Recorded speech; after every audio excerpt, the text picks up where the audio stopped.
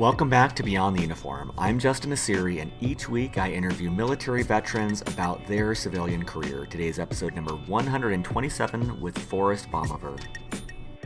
So I really thought that a cornerstone of my business development plan was to take advantage of my ability to retire from my final duty station, to look around my community within the Tampa area and find ways to build relationships over time that I could then build upon when I start actually building my business development plan. Well, special thanks to Ryan Guina from Cash Money Life and the Military Wallet for introducing me to Forrest. He retired after 24 years in the Navy and went on to become a financial planner. I think this is a really interesting episode because Forrest really anticipated his transition to a civilian career in a way that I think would help listeners, as well as I haven't had anyone on the show before that's a financial planner or in this sort of space, so I think this might be a good potential career for many of you. Also wanted to thank Rob50124, who back on October 23rd left a great review for Beyond the Uniform on iTunes. For those of you who haven't had a chance to do so, would greatly appreciate a positive review on iTunes. Helps me get the word out about the show. So with that, let's dive in to my interview with Forrest Baumhover. Well, joining me today in Tampa Bay, Florida, is Forrest Baumhover. Forrest, welcome to Beyond the Uniform.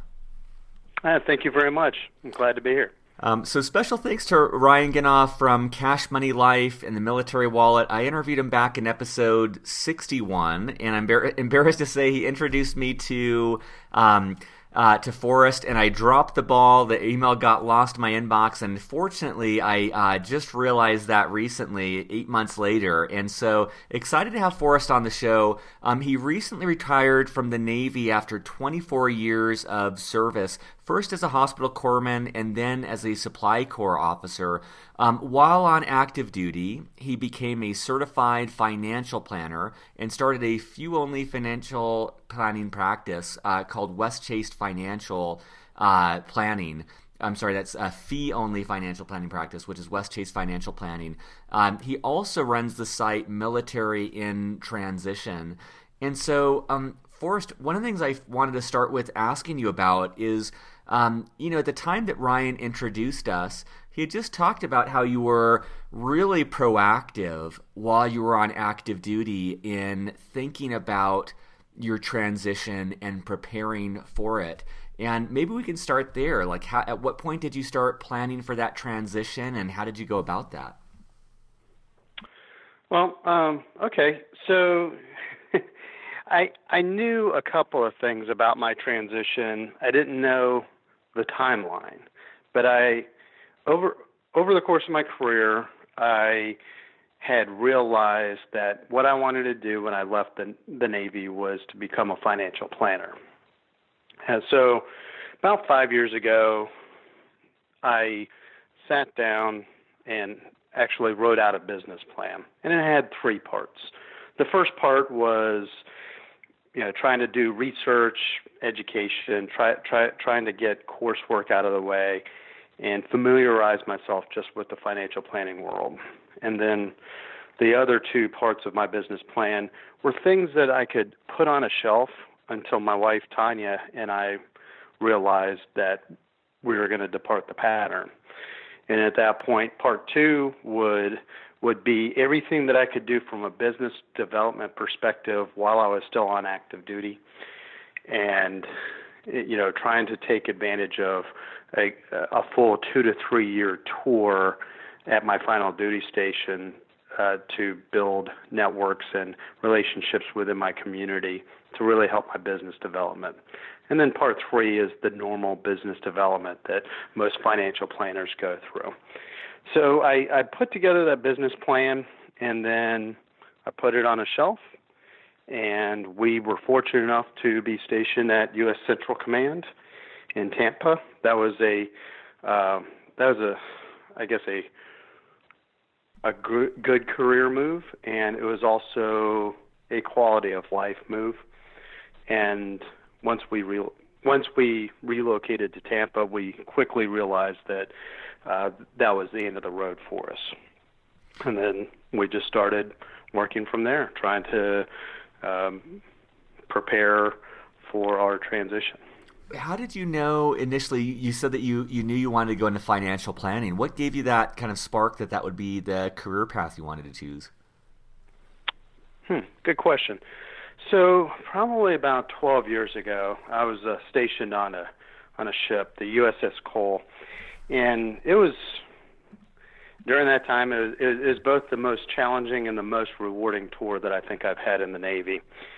And one of the things I realized was that I spent a lot of time working with my sailors on things that had nothing to do with work, and there were family issues or counseling, personal problems that got in the way of their performance.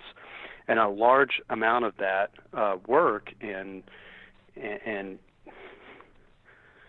you know, working through those issues, a large amount of that was due to financial pressure that my sailors and their families were facing.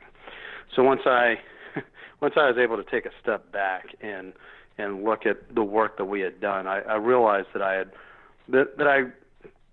kind of wanted to do this for a living at some point, if there was a profession. And how did you? So it sounds like the first part of that then was kind of coming up with your business plan. What advice did you have for people around that? Like, how did you start to flesh out what you would want this to look like while you were on active duty? So I didn't build a business plan until I realized that financial planning was the idea that just wouldn't go away. So over the course of the next several years, as I bounced around from duty station to duty station, I realized that a lot of other pet projects or inspirational ideas came to mind, but they always kind of dissipated. And financial planning was the one that really stuck with me. So that was in the back of my mind. And then there were a couple of other things. I call them personal principles. So one, I didn't want to be someone that took off a uniform on a Friday and then came back to the same desk on Monday wearing civilian clothes. That just didn't suit me. I know plenty of people that have done exactly that, and a lot of them have rewarding second careers, but a lot of them also really just don't appreciate, or they really are in a work to live kind of mentality where they go to work, they do their job, and then they leave. And I really wanted something more than that. So that was one thing. And then the other thing I think really kind of stuck in my mind was over the course of my career, I've had the opportunity to work with or get to know people that ran their own business on the side. So some people ran businesses based on a skill or a trade that they picked up in the military. Some people just took advantage of real estate markets and bought rental properties or did fix and flips. But all that time, I would listen to someone's story and I would just be amazed. And so one of the other driving things that I had in my mind was I wanted to have my own business. So those two things, plus having a desire to be a financial planner, is what led my wife and I to decide that we were going to open our own financial planning firm. And then, the other component of this, business development or starting to build up those relationships that you might eventually work with when you had your own business. How did you think of that in terms of keeping track of people and starting to really figure out who you might want to work with once you had your own company up and running? So when I first started researching financial planning, I talked to a retired Supply Corps officer who basically retired and then moved to a completely unfamiliar place that had nothing to do with any of his Navy career or his prior life. And despite that, he worked for a company and he was one of their top producers by the end of the year and went on to become a very successful person. He eventually started his own financial planning practice and now has the business that he really wants. But I also looked at that and I said, that's probably not going to happen to me. And it really doesn't happen to a lot of people where you don't already have some sort of organic network of relationships. So I really thought that a cornerstone of my business development plan was to take advantage of my ability to retire from my final duty station to look around my community within the Tampa area and find ways to build relationships over time that I could then build upon when I start actually building my business development plan. And for listeners who might not be familiar with financial planning, how would you explain what you do for a living and kind of what does your typical day look like? So financial planning means a lot of different things to a lot of different people. I think the general public has a natural distrust of financial planning because that's usually followed by either a sales pitch into either some sort of investment or some sort of insurance product. But when I look at financial planning and the way I learned through the CFP program, the Certified Financial Planner program, is that there's a lot of factors that go into the relationship each person has with their money. For example, taxes are a big issue, estate planning, cash flow. All of these things are important to the financial planning process. And if you focus too much on one thing without looking at the impact that it has on everything else, then you might be doing a disservice. So I see my job is really having a relationship with people where we walk through that process together and we address each part of the financial planning process in a proactive manner that allows them to solve their problems, outline what they want their money to do for them in terms of supporting their values or their life's goals, and then addressing things that happen unexpectedly. And getting there, it looks like while you were on active duty, you went to the College for Financial Planning. What was your experience like there? So the College for Financial Planning was actually the original school for the CFP designation. And over the past few decades, the CFP board has actually become its own standalone entity. But the College for Financial Planning actually has an online program that I was able to be a part of, and I was able to take each major subject of the financial planning process as its own course. And the final course it's what's known as a capstone course, where you actually put together a sample financial plan for a fictional client based on factors that your instructor puts together. It's basically a fairly complicated case study for which you write a financial plan. And so that's actually a pretty worthwhile endeavor, and it's actually a requirement for the CFP board now to sit for the exam. And I'm wondering, based on the experience you've had in financial planning, what's some advice that you would give to listeners that are on active duty about preparing for their transition financially? Is there any maybe common mistakes that people make in with finances, or just kind of lessons that anyone would benefit from? All right, so I would say there are three things. General guidance is to never give absolutes, but I believe in three absolutes when it comes to planning for your transition. First, you can never save enough money, whether it's your emergency fund, whether it's money that you've set aside, for whatever purpose. But you can never have too much money set aside, because even if you think you're going to a job, you could just as easily be laid off, and you'll need something to back you up while you're working through that process. Two, you can never start planning for your transition early enough.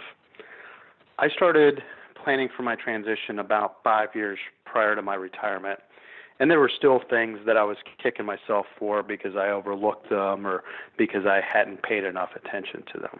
And then third, I don't think you can really talk to enough people who have gone through that process themselves. I mean, they don't have to be a financial planner, but just someone that you respect, a mentor, and from a variety of pay grades. Because I'll be honest, I retired as a mid-grade officer, but I saw a lot of people that retired as 04s and 05s that were much more successful than some of the 06s that I saw retire. And it all has to do with mindset and preparation. And, being able to have conversations with those folks really informed my decisions on the things I needed to do for my own transition. And are there resources that have helped you, that could be blogs or books or programs, things that have helped you with financial planning or help you understand your own finances that you would recommend to veteran listeners? Sure. I'd be remiss if I didn't mention Ryan because he did introduce us, but also he was one of the first, if not the first, personal finance bloggers for military audiences. So he's been doing this for quite some time, and his website, Military Wallet, is a great place to start. I have to mention Doug Nordman with the Military Guide, even though he no longer owns it. And Doug's an interesting story because he's actually one of the few people that retired and decided he never needed to have a paying job again. And so he wrote his own book, the military.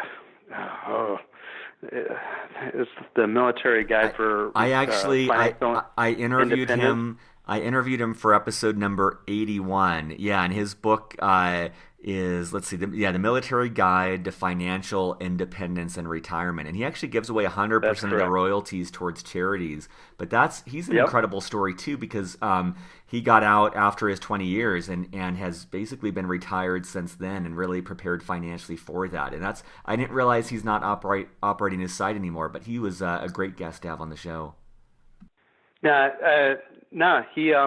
He actually sold the website a few years ago to Cortez Riggs, who actually is holding the Mill Blogging Conference, I believe, down in Texas. I think they had that last week. But he sold that to Cortez just because he wanted to focus more on interacting with people and sharing his insight than he was interested in operating a blog. Kate Horrell would be another great person. She actually writes the Military Chronicles, or the Paycheck Chronicles for, I believe it's military.com. And she always gives great advice on, a wide range of things. And so those are three folks that I think would be great. Those are folks that I've always bounced ideas off of or asked opinions of, as I kind of went forward. That's great. And I was also curious, just to learn more about, while you were on active duty, you operated and ran this site, Military in Transition. I think over 150 different articles that you wrote there. And I'm curious about what that experience was like and any thoughts you'd have for people about why they might want to consider writing while on active duty or while thinking about what they're going to do next. Well, I'd say a couple of things about writing. First, for me, it was probably more therapy than anything. I mean, writing a blog about your retirement process as you're going through it really forces you to think about the subject matter before making a decision. So, for anyone facing, major decisions or going through some sort of substantive process, writing can be a good way to force yourself into capturing and articulating your thoughts. And over time, you become a little bit more natural in the way you think, and it starts to inform your philosophy. And I think any successful blogger will tell you that, it takes time just to get good at the craft of writing an article, not just from, an SEO perspective, making it easier to find on the internet, but really trying to find your own voice, because, the really good articles that are out there are now being found because they're natural. They don't, Google doesn't like keyword stuffing in terms of trying to raise your article for search results, but it also usually comes from a writer that's naturally developed their voice over time and built their own audience. So I would say that for me it was therapy. But I also realized that as I was building my financial planning practice, the blog and my business development were starting to go into different directions. And Ryan and I have been talking over the past couple of months, and we've reached an agreement that over the next few months, I'll be transitioning the vast majority of my articles to his military wallet website, so that the content that helps people has a broader audience to reach. Obviously, since he's been doing this a lot longer than I have, he's got a more extensive reach of a reader audience, and I think that it's a great opportunity for some of the articles that I've written to reach a wider group of people and hopefully help them.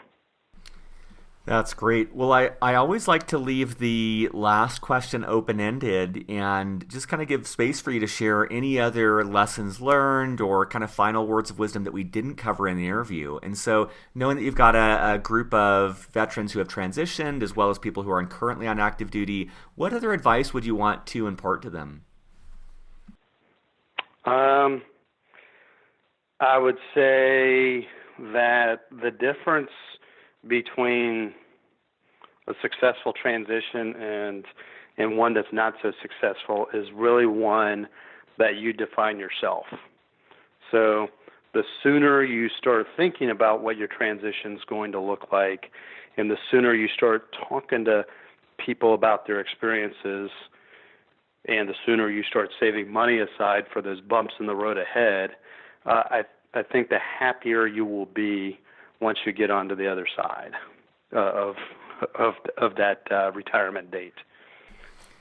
That's great. I mean, I love that example that you've been in, just really anticipating that change and starting to put thought into it ahead of time rather than at the last second really trying to figure that out. And I imagine it's not really a process you can rush. You needed that time to be able to explore and talk to people and learn from them and have that redirect you in your own search. So I think that's really spot on advice. Well, thank you. No, I would also say the other unsolicited piece of advice really would be definitely take the transition assistance program, or the whatever they call TAP now. Take it at least once, but take it more than once, and take advantage of any of the other resources that you might hear about. But you would need to make sure that you're paying attention and having those conversations to know what opportunities are out there. Well, this is great. Well, Forrest, I appreciate your time and your advice on this. For listeners, you can find more information at Westchase Financial Planning online, and for the time being right now, military in transition as well. So, Forrest, thank you for your time and your advice on all this. Hey, thank you very much, Justin. Surface, surface, surface. All right, folks. Well, thanks again for listening. Quick plug, if you're not yet on our mailing list, go to beyondtheuniform.io/newsletter, or at the top of the screen, you'll see a little sign up to add your name to our newsletter. More and more now I'm using that to solicit feedback and make early announcements. Another plug, if you haven't been able to give us a positive review on iTunes, like Rob50124, would really appreciate that. Helps me get the word out about this show, get in front of more veterans who might benefit from it. That's all. Have a great week, and I will see you next week with more interviews from veterans about their civilian career. Thanks.